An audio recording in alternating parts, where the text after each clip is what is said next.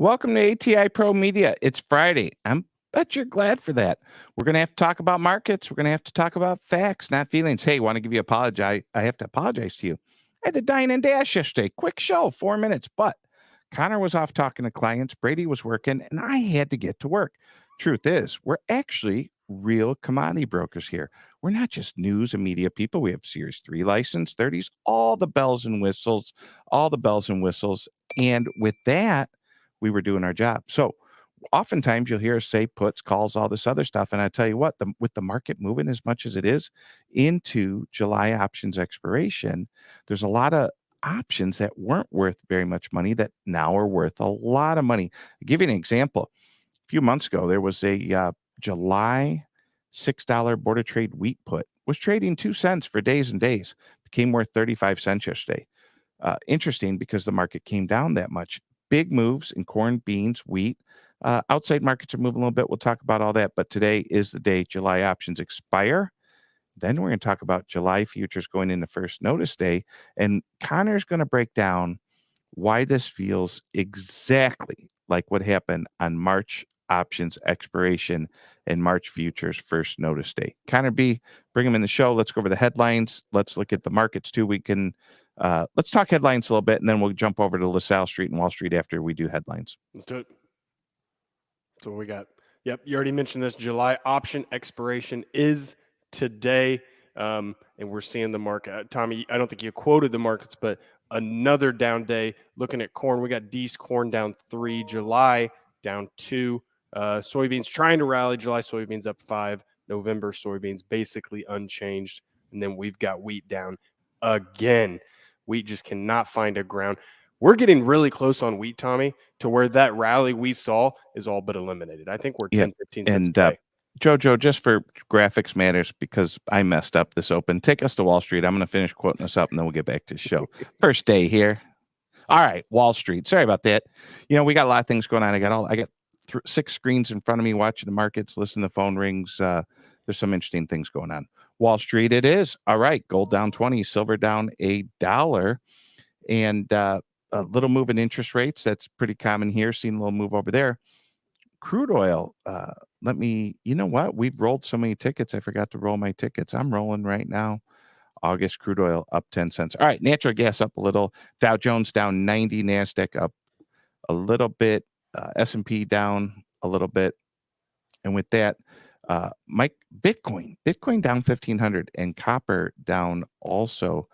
Today, and this is why I'm all screwed up. Today, boys and girls, was something called quadruple witching. Joe, did you see that on the headlines? Today was quadruple witching.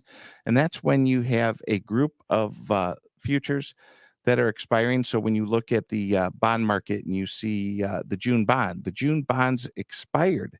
And so people like me on their quote boards have to roll everything. We also had a large group of options expired. And we can, when you're talking, Connor, now with the headlines, I will get the exact definition of quadruple witching. But what it does mean is a lot of things happen. There's also rebalancing happening also. Back to the headlines. Yeah. So the main headline and the main thing I want to talk about, Tommy, is just this weakness that we saw yesterday. We saw a big down day on the corn market, right? We had that markets were closed the day before. Corn broke through resistance, down significantly, and right now we've got D's corn at 454. Soybeans breaking a lot too. So this is right on the back of when those July options are expiring. We saw the same thing back in March when we saw March options go off the board. We saw the heaviness of the market moving those positions, and we saw some big weakness. So luckily, we're not quite at those levels, right? I think the D's 24 low was what, Tommy? It was like 445, I think. Yeah, we'll bring that in. Going back to this quadruple witching, I do have the definition because I don't like to just throw something out like I'm smart and then forget the heck what it is. So easier to ask Google. But quadruple witching definition refers to the date on which stock index futures, stock index options, stock options, and single stock futures expire simultaneously.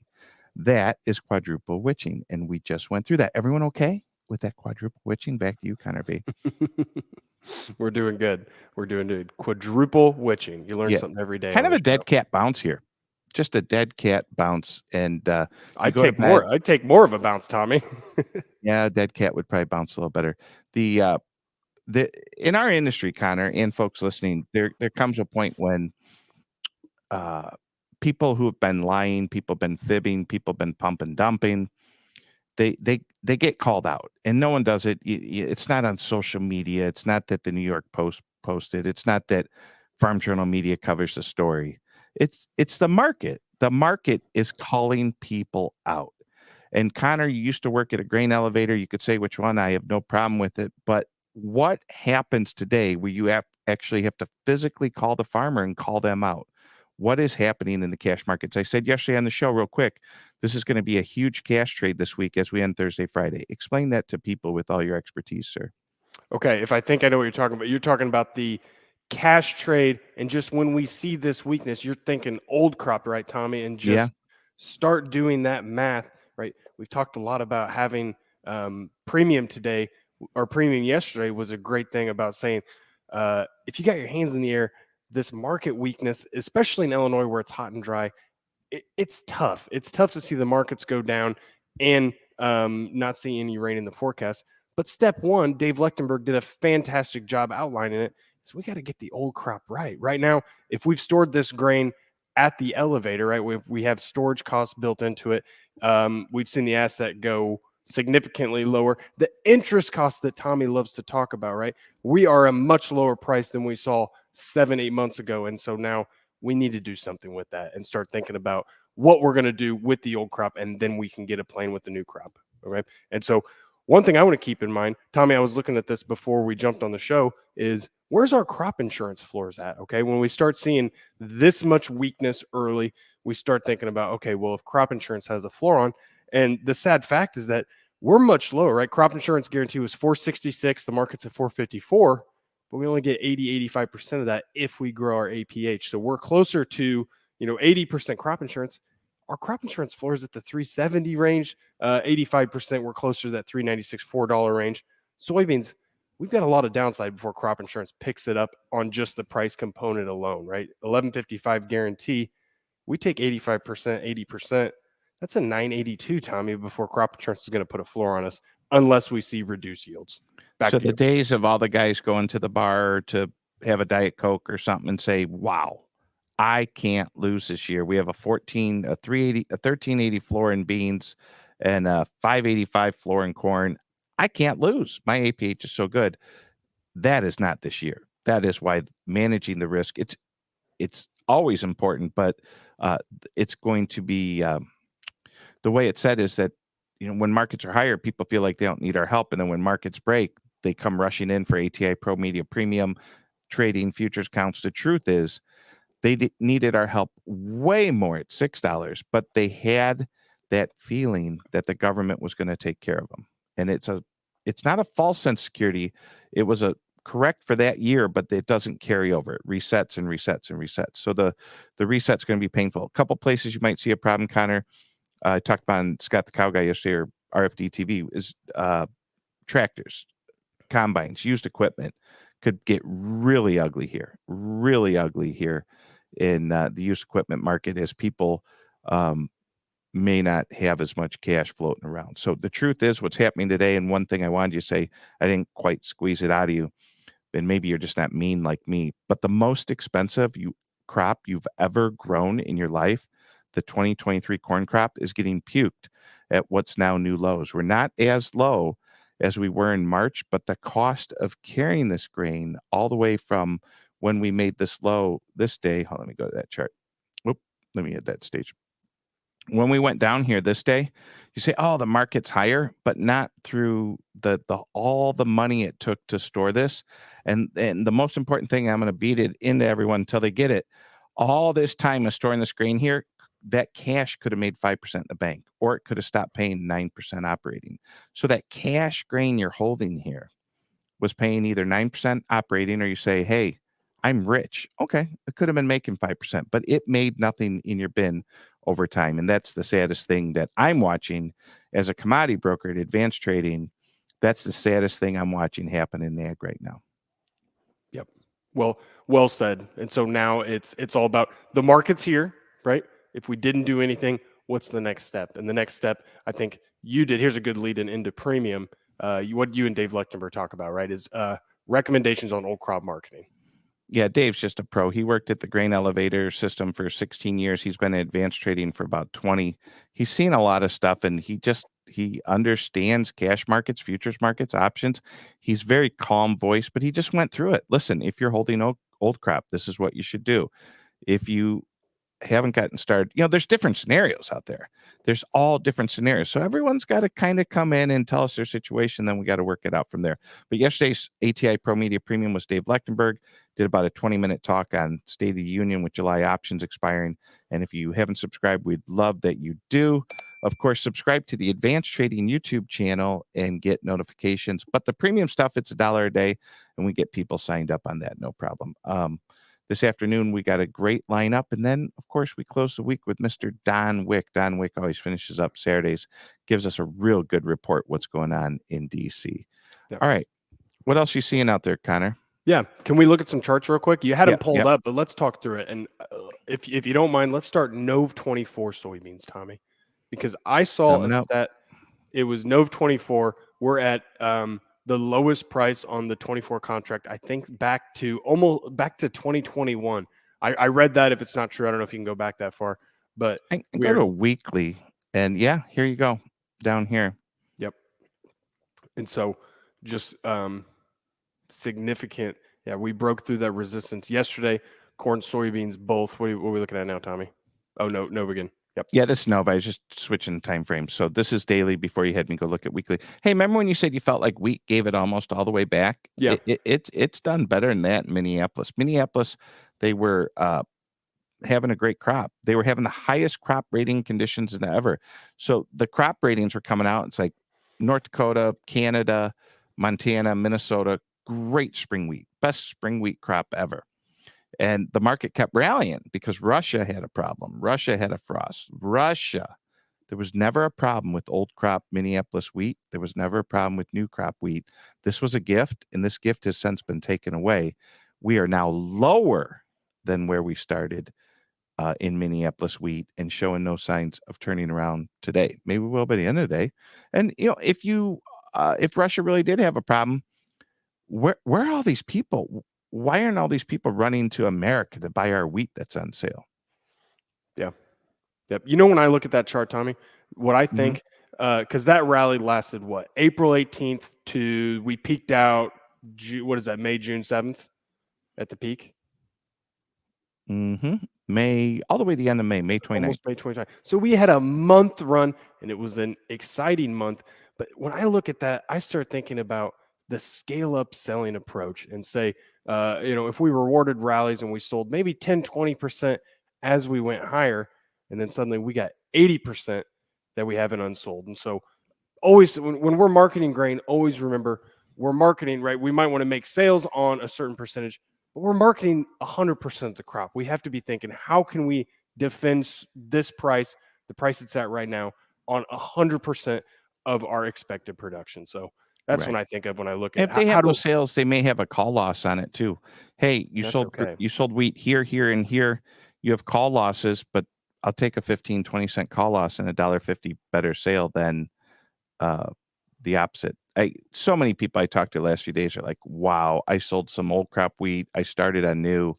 I still have 80% of my wheat to sell. Some people aggressively hedged, but I don't know why people always think there's going to be time. One of the things I said several times in the wheat corn spread went crazy, but if wheat wasn't rallying, where would corn be? Now we're in the July expiration, and the answer is we know.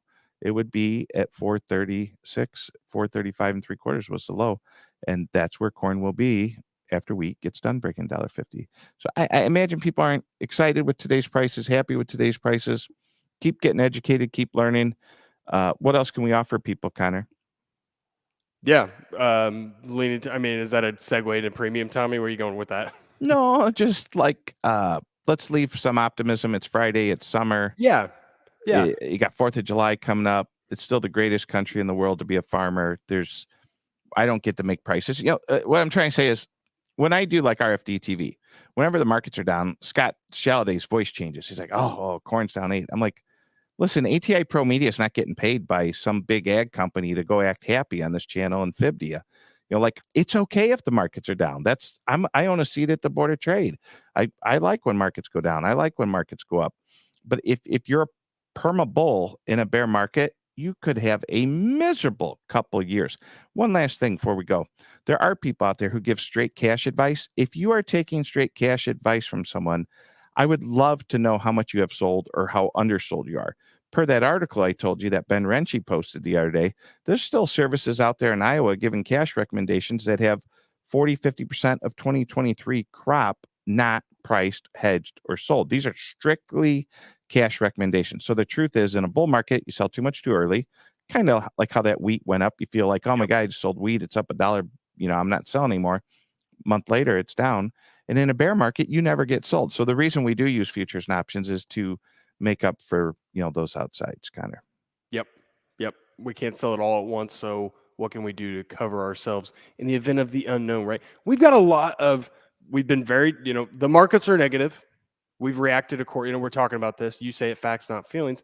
We've got a long way to go. We've got a ton of unknowns, right? And so one thing, advice on marketing plan, right? I've given a lot of them this show, is that don't throw all your eggs in one basket. And what I mean by that is right now is if we can look at certain contracts that give us a premium on what the price is right now, right? I'm thinking the double up contracts. Double up accumulators. Be very careful and cognizant of what you're doing. I saw this in 2020 when we thought a guy thought if he could get $4 double up, he'd be just fine. And we blew right through that. So always make sure we're ready for any scenario and be smart when we're thinking of stuff that can add premiums, right? There's nothing free there's no such thing as a free lunch, and definitely not in grain marketing. Yeah, I wanted to peek over at December $4 puts just to look at something. And December $4 corn puts spent an incredible amount of time, around 4 cents, 4 1/4, 4 1/2. They're trading 6 1/2. If I owned a $450,000 house and it became worth $650 in a day, I'd be happy. And that's what that put did.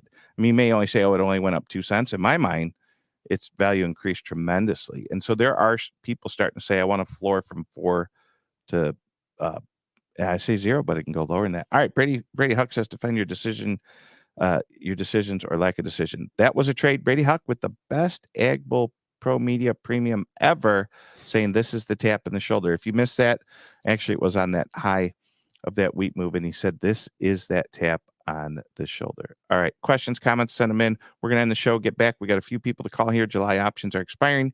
Quadruple witching, we went over that. Connor Bridgman, Assumption, Illinois. Tommy Grisafi, Valparaiso, Indiana. We cut you short yesterday, but we went long today. And with that, we'd love to see you on the premium side. We're going to record a premium right after this. We're going to actually record a couple of them. We're going to talk to clients, and we got a couple birthdays here we're celebrating locally. And that's it. Whose birthday we got, Tommy? I can't say. I'm not allowed to disclose it. Compliance said I can't disclose it. And accounting said I couldn't disclose it either. We're not allowed to talk birthdays on the show. Okay. Top secret stuff. Hey, but you know who has 2 thumbs and has a birthday on Monday? This guy. All right. It's my birthday on Monday. But this weekend, it's other people, but they can't disclose it. So, yeah. All right. Connor B, I'll see you, buddy. We'll do it again. Okay. Happy birthday to anyone out there. Anyone. Everyone. Hey. Let's not have your grain have a birthday. That is not a good birthday. See you, buddy. See you.